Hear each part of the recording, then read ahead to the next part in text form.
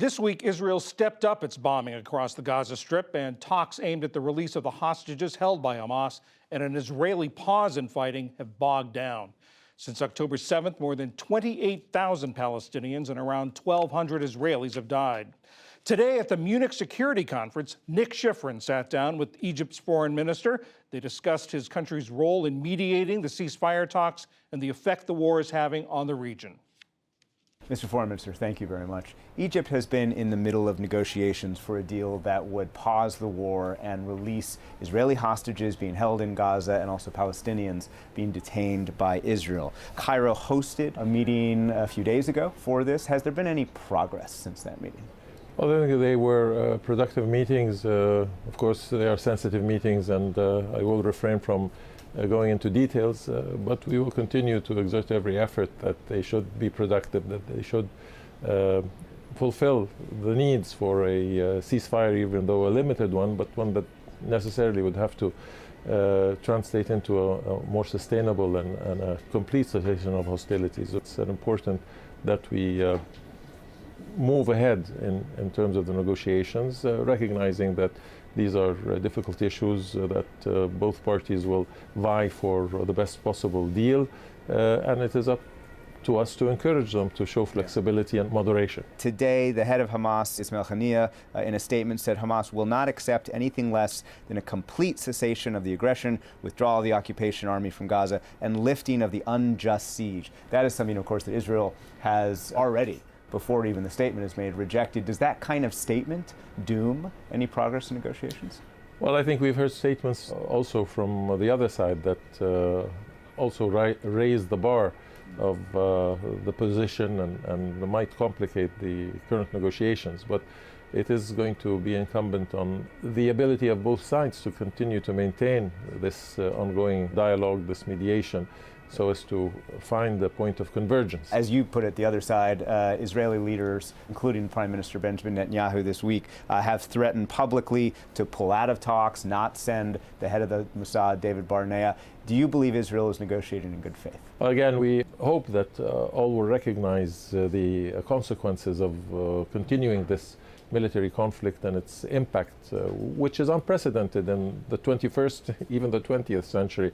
The scale of human lives, children and women, now exceeding 20,000 have been killed. We've gone beyond the 100,000 injured, and we need to deal with it from all of its perspectives. Is Egypt building a walled enclosure near the border with Israel in case Gazans escape from Gaza into Sinai?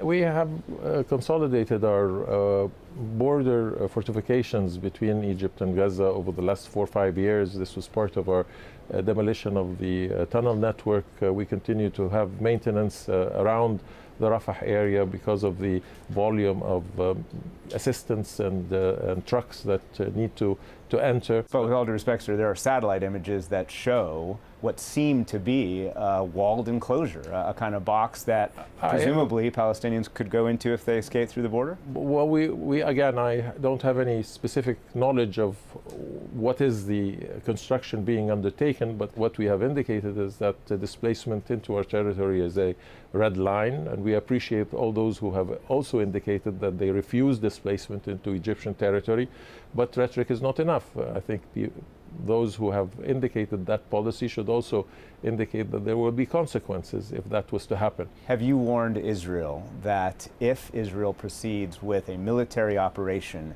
in Rafah, the peace treaty could be a threat? Again, the peace treaty has endured over the last 40 or more years. We deem that it has brought advantages to both Egypt and Israel. We implement it in good faith. And we will continue to do so. So what are the consequences if Israel follows through on threats to attack Rafah, where there are 1.3 million Gazans sheltering? They have nowhere else to go. So what's the consequence? Well, let me not try to speculate on a hypothetical, but it would certainly be a very dramatic turn of events that will have severe repercussions on the crisis, on the Palestinian cause, on Egypt's security, and we will deal with it. What do you believe the impact would be if this war is raging at this level in 3 weeks when Ramadan begins? devastating. I think every day we should not be in a position to accept the continuing impact on the civilians. Everyone should do everything possible to end this confrontation and deal with the legitimate concerns.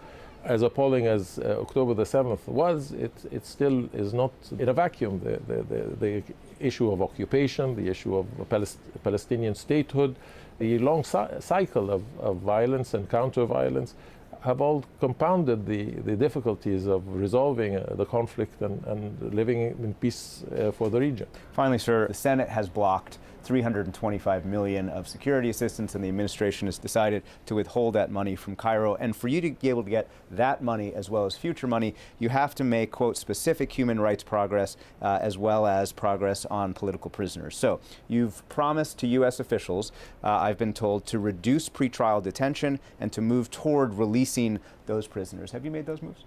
These issues are addressed within our bilateral dialogue. Whatever decisions the Congress makes, it makes by its prerogatives. Whatever decisions we make that we feel are in the best interest of the Egyptian people. But do you believe you've followed through on your promises about human rights? I believe that we will undertake our responsibilities in applying policy that is beneficial to the Egyptian people. And I think at this stage and what we see in Gaza, I think the discussion related to human rights needs to be a little bit more insightful, and that the issues. Do you think it hasn't been insightful from the United States government? I'm speaking generally about the international community and how it is applying a single standard and what constitutes the rule of law and how is it applied, whether it's applied fairly. So the issues of human rights and any perception that any state is immune from criticism in terms of its application of human rights would call into question the authoritative nature of such comments. Mr. Foreign Minister, thank you very much. Thank you.